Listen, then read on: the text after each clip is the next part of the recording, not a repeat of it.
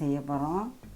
அதுக்கு தேவையான பொருட்கள்: மட்டன், வெங்காயம், தக்காளி, பச்சை மிளகாய், இஞ்சி, பூண்டு,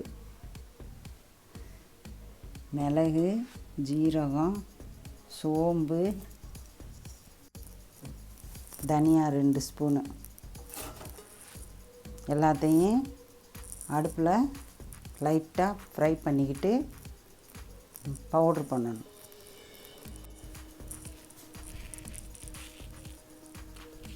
பெப்பர் மசால் ரெடி பண்ண போகிறோம். அதுக்கு 2 ஸ்பூன் தனியா,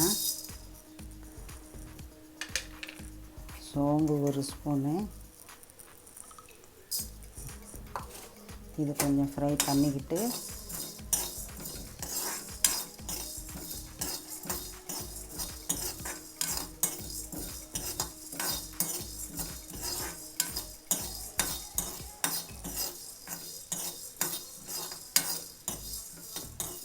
சூடு காட்டுறீங்க, வாசமாக இருக்குமா? இது கொஞ்சம் நல்லா கொஞ்சம் வறுத்துட்டு அதுக்கப்புறம் ஜீரகம், மிளகை ரொம்ப வறுக்கக்கூடாது. அந்த சூட்டுலேயே வறுக்கணும். லைட்டாக ஃப்ரை பண்ணி போட்டாக்கா கொஞ்சம் வாசனை நல்லாயிருக்கும்.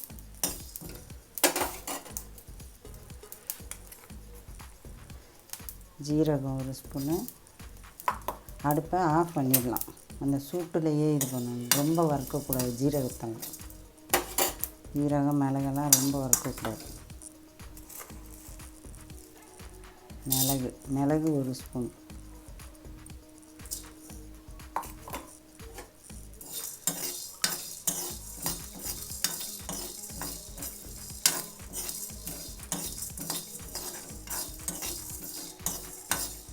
இதை பவுட்ரு பண்ணிவிட்டு இஞ்சியும் பூண்டையும் அரைச்சிட்டு அது கறியை தாளித்து வைக்கணும். மசாலாலாம் பவுட்ரு பண்ணியாச்சு, இஞ்சி பூண்டு அரைச்சாச்சு. இப்போ அடுப்பை பற்ற வச்சு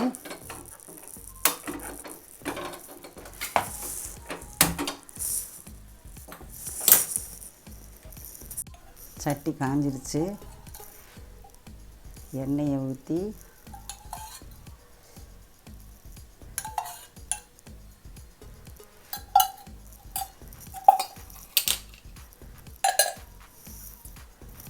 ரெண்டு வெந்தயம் போடணும்.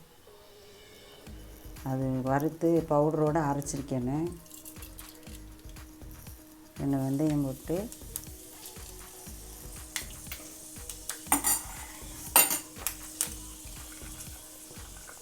வெங்காயம் போடணும்.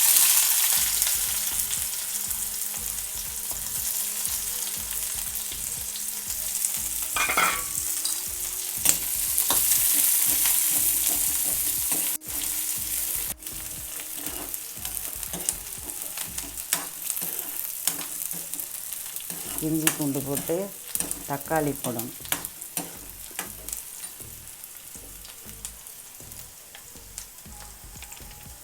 இஞ்சி பூண்டு போடணும்.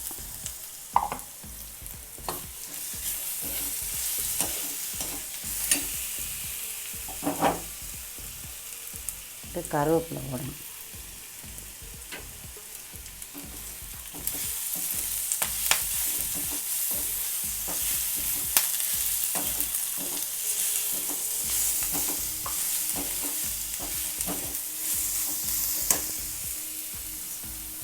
பச்சை மிளகாய் 2 போடணும். போட்டு கறியை போடணும்.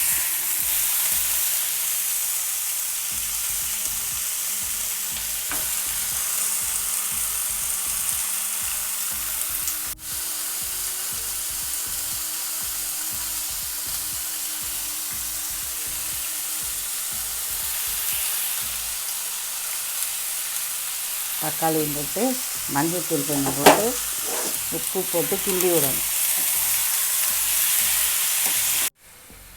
உப்பு கொஞ்சம் போடணும்.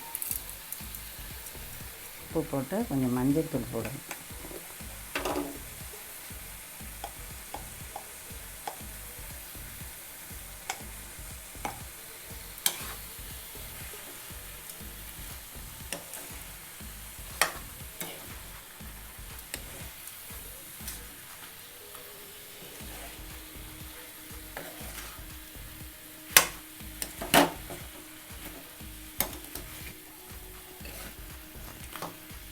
மிளகாத்தூள் கொஞ்சம் போடணும்.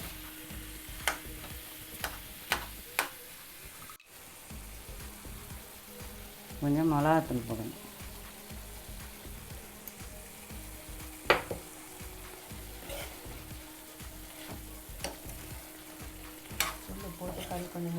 போட்டு கொஞ்சம் நேரம் நல்லா வெந்ததுக்கப்புறம் கறி கடைசியில் தான் அந்த அரைச்சி வச்ச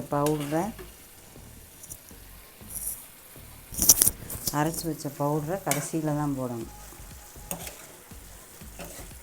முதல்ல போட்டோம்னா வாசனை இருக்காது.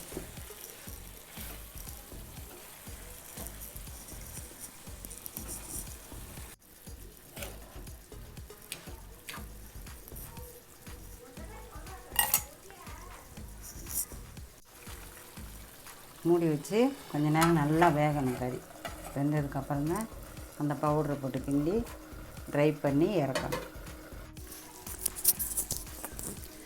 இன்னும் வேகலை, இன்னும் கொஞ்சம் நேரம் வேகணும். வெந்ததுக்கப்புறம் தான் மசாலாவை போடணும்.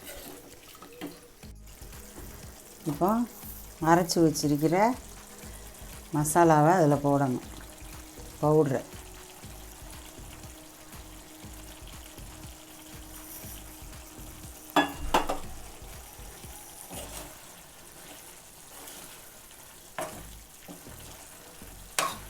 மிளகு, pepper fry,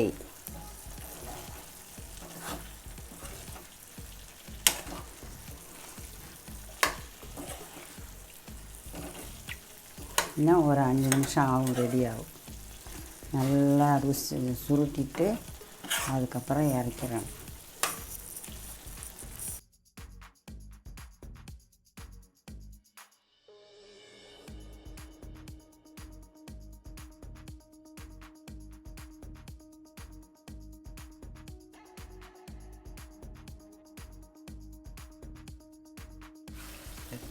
mutton pepper fry ready ஆயிடுச்சு.